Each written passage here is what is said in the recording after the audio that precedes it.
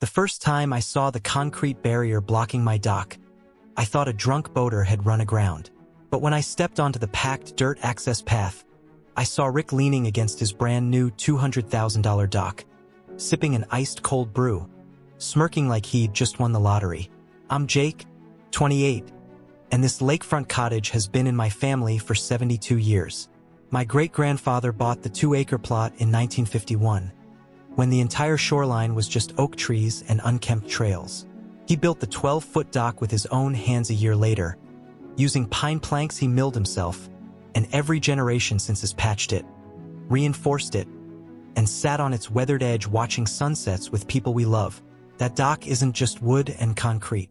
It's where my grandpa taught me to cast a line when I was 6, handing me a dented Zebco rod he'd used since he was a teenager. It's where we scattered his ashes in 2019, per his request that his ashes go where the fish bite and the sunsets don't quit. It's the only place in the world that feels completely, undeniably mine. Rick moved into the glass-walled, four-bedroom mansion next door 8 months ago. He's 45, a former hedge fund manager from Chicago who brags about buying the property sight unseen at a lake auction, and has treated the entire 3-mile shoreline like his personal kingdom ever since. He hosted a fireworks show that violated county noise ordinances, let his untrained golden retriever run loose off-leash to chase nesting loons, and poured a concrete dock extension that juts 10 feet past the property line, directly blocking the 6-foot wide access path to my dock, the only way to get to it from the land. When I first confronted him about it on his porch last month, he laughed so hard he spilled his iced coffee on his designer sneakers. "You're still using that old thing?" he said, gesturing to my dock, which has a few chipped planks but is solid as a rock. "It's an eyesore. I'm doing the neighborhood a favor." I told him the extension is on my property, per the 1952 survey my great-grandfather kept framed in his attic. Rick waved me off. "Surveys are outdated. The lake is public. I can build whatever I want on my side of the water." I went to the county clerk the next day, paid $200 for an updated survey, and got a formal notice sent to Rick stating his dock extension is 3 feet over the property line, and he has 30 days to remove it. He didn't.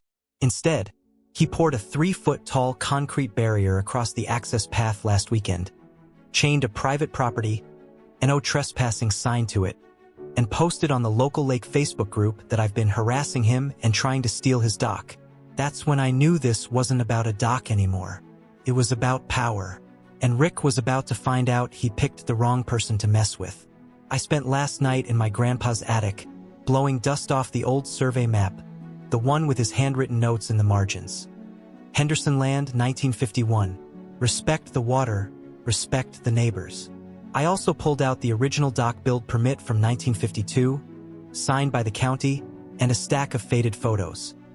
My grandpa building the dock, my dad teaching me to fish off it, my grandma's 50th birthday party on the shore. Rick might think he can buy his way into this community, but he forgot one thing. This land has history, and history doesn't care how much money you have. This morning, I got a text from my neighbor across the lake, 82-year-old Mabel, who's lived here since 1968. "Saw Rick's barrier," she wrote. "Don't let him win. We all remember your grandpa. That's the thing Rick doesn't get. This lake isn't just a bunch of rich people's vacation homes.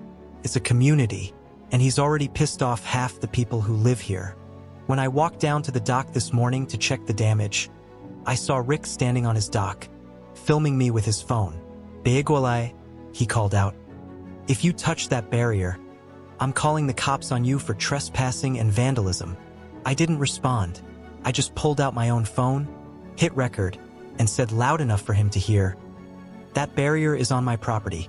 I have a survey, a deed, and 70 years of proof that this access path is mine. If you don't remove it by the end of the week, I'm taking you to court." He laughed. You're a kid who works at a hardware store. You can't afford a lawyer." I didn't tell him I had already spoken to a family friend who's a property lawyer, who said I have an open and shut case. I just smiled, turned around, and walked back to the house. He thinks I'm bluffing. He thinks because I don't have a fancy car or a designer watch, I don't have fight in me. He's about to learn very quickly that the quiet ones are usually the ones with the longest memories. Rick didn't remove the barrier. Instead, he escalated. 2 days after our confrontation, I was pulling into my driveway after work when a police cruiser pulled up behind me. 2 officers stepped out, and Rick was standing on his porch, pointing at my truck, talking a mile a minute. When the officers walked over to me, one of them, a guy I've known since high school, nodded at me. "Jake, he says you trespassed on his property yesterday, damaged his new dock, and threatened to key his car." I didn't even get mad. I just smiled. "Tell him to turn off his camera. I have proof." I pulled out my phone, opened the folder of trail cam footage I'd installed on the access path the day after Rick put up the barrier. The footage clearly showed me never stepping foot on his property, never going near his dock. It also showed Rick and 2 of his buddies placing the concrete barrier at 2 a.m. last Sunday, laughing as they chained the sign to it. The officers watched the footage, then looked at Rick, who had gone pale. "Sir," the officer said, "this footage shows you placed this barrier on Mr. Henderson's property, which is a violation of county trespassing laws. We also have a record of the formal notice sent to you 2 weeks ago to remove your illegal dock extension. You have 72 hours to remove both the barrier and the dock extension, or you'll be fined $500 a day until you comply. If you file another false police report against Mr. Henderson, you'll be charged with filing a false report, a misdemeanor in this state." Rick sputtered, tried to say I'd edited the footage, but the officer held up his hand. "We already ran the footage metadata. It's unedited. You have 72 hours. The officers left. Rick stood on his porch, red-faced, yelling obscenities at my back as I walked into the house. I didn't respond. I just went to my laptop, pulled up the county property records, and printed out another copy of the 1952 survey, the deed, and the photos of the dock from every decade since it was built. I also called my lawyer friend, told him to draft a cease and desist letter for harassment and trespassing, just in case Rick tried something else. He did. A week later, I was out on my dock at dusk, trying to catch base for dinner, when another cruiser pulled up. Rick was in the passenger seat, pointing at my dock, saying I was vandalizing his property by shining my dock light on his new extension. The same officer from last time walked over, sighed, and said, "Jake, he says you're deliberately shining a light on his dock to harass him." I pointed at the light, which was mounted on the corner of my dock, shining directly at the water in front of it. "That light is on my property." It's pointed at the water, not his dock. And even if it was, his dock is on my land. He can't complain about what I do on my own property. The officer looked at the light, then at the survey I'd brought with me, then at Rick, who was still yelling. "Sir," he said, "we've already told you the dock extension is on Mr. Henderson's property. This is the second time you've called us for a false report. If you do it again, you will be arrested, no exceptions." Rick screamed as the officers left, saying, "This isn't over. I'll make him regret this." I didn't argue. I just cast my line, and 10 minutes later, pulled up a 4-pound bass, the biggest I'd caught all summer. I even waved at Rick before I went inside. He thought calling the cops would scare me. He thought because he had more money, he could bully the local kid into giving up his family's legacy. He forgot that I have 70 years of proof on my side, and I'm not the one who's in the wrong. The next day, I got a letter from the county. Rick had filed a complaint to have my dock declared structurally unsafe, so the county would force me to remove it. I laughed. I'd already been to the county clerk's office, brought in the original 1952 build permit, the stack of annual inspection reports from the last 50 years, even a photo of my grandpa standing on the dock the day it was finished. The clerk, an older woman who's worked there for 32 years, recognized the survey immediately. "Oh, this is the Henderson plot," she said. "Your grandpa came in here every year to pay the property taxes, always brought me homemade strawberry jam. I'll make sure this complaint gets thrown out before it even hits a hearing." She was true to her word. 3 days later, I got a certified letter from the county. Rick's complaint was denied, and he was issued a cease and desist order to remove the illegal dock extension and the concrete barrier within 48 hours, or face a $1,000 per day fine. The letter also noted that if he continued to file false complaints against me, he would be banned from all county lake access permanently. I framed the letter, hung it on my kitchen fridge, right next to the photo of my grandpa holding the first fish he ever caught off the dock. Rick was furious. I could hear him yelling on his porch that night, so loud the windows rattled. Mabel texted me at 10 p.m. saying, "He's packing his fancy boat in the driveway. Looks like he's going somewhere." I didn't reply. I just sat on my dock, sipping a beer, watching the sunset glint off the water, exactly the way my grandpa used to. Rick thought he could bully me into giving up what's mine. He thought because he had a bigger house and a more expensive truck, he could rewrite 70 years of history. He picked the wrong owner. Rick didn't remove the barrier. Instead, he showed up at my front door at 10:15 p.m. on a Tuesday, 2 days after the county's cease and desist order. He had 2 of his golf buddies with him, both big guys in polo shirts, looking like they'd just left a country club bar. When I opened the door, Rick didn't even say hello. "You think you're smart, don't you?" he spat. "We're moving that barrier tonight. If you show up, we're calling the cops on you for trespassing, and we'll say you attacked us. Your word against ours." I didn't flinch. I'd already called the cops 10 minutes before, had my home security system recording, my 2 trail cams on the access path angled directly at the barrier, and my phone audio recorder running. "You're currently on my private property," I said calmly, holding up my phone so he could see the red recording.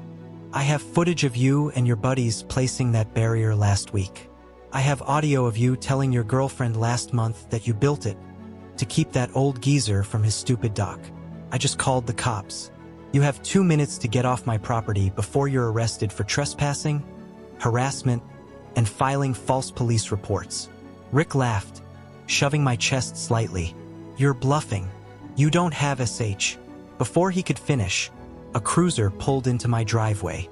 2 officers stepped out, and Rick's smile dropped. The same officer from the last 2 visits walked up to the porch.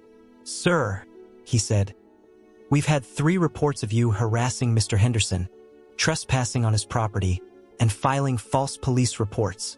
We have footage of you and these 2 men placing the barrier on his land last week, and audio of you admitting you did it to block his access to his own dock. You're under arrest for trespassing and filing a false police report. The other 2 men are also being cited for trespassing. You have the right to remain silent." Rick started yelling, saying it was his property, that I was setting him up, but the officers cuffed him before he could finish. His buddies ran back to his truck, but one of the officers caught up to them, cited them for trespassing, and told them to get off the property immediately. As they drove away, Rick screamed out the window, "This isn't over. I'll sue you for everything you have." I didn't respond. I just waved. The next day, I got a call from my lawyer friend. Rick had posted bail, but he was being sued by the county for $14,000 in fines, the $500 a day for 28 days the barrier was up, plus the cost of removing his illegal dock extension. And I was filing a civil suit for harassment and trespassing, which would cost him another $10,000 in legal fees and damages. My lawyer said Rick was already trying to sell his house, but no one wanted to buy it with the dock extension and the barrier still up, and the county had put a lien on the property until the fines were paid. A month later, I was out on my dock early on a Saturday morning, using my grandpa's old dented Zebco rod, when I saw a moving truck parked at Rick's old house. He'd sold it for way under market value, couldn't afford the fines or the legal fees, and moved back to Chicago, per the local lake Facebook group. I sat on the edge of the dock, cast my line, and 10 minutes later, pulled up a 5-pound bass, the biggest I'd caught all year. I held it up for a second, then let it go per my grandpa's rule. Catch and release, always leave the lake better than you found it. I thought about Rick and all the other entitled people who move into small towns and think their money lets them rewrite the rules. They forget that places like this have history, have families who've lived here for generations, who know the land, the water, and the laws better than any outsider ever could. That dock is still there. The barrier is gone. The "No trespassing" sign my dad painted when he was 10 is still hanging on the dock post. The paint faded but legible. The The survey map my great-grandpa framed is still hanging in my attic. Rick thought he could bully me into giving up what's mine. He thought because he had more money, he could win. He picked the wrong owner. I still get comments sometimes from people on the lake saying, "Good for you for standing up to him." I just smile and say it wasn't about fighting. It was about respecting the history of this place and making sure no one else tries to take what isn't theirs. That evening, I sat on the dock until sunset, just like my grandpa used to. The water was calm, the fish were biting, and the only sound was the wind in the oak trees. No bullies, no barriers, just the lake, exactly the way it's supposed to be. So tell me, have you ever had a neighbor try to take something that's yours? What did you do? Let me know in the comments below. If you liked the story, hit the like button, subscribe for more real-life drama and justice stories every week, and turn on notifications so you don't miss the next one. And if you've ever had a run-in with an entitled neighbor, drop your story in the comments. Let's talk about it.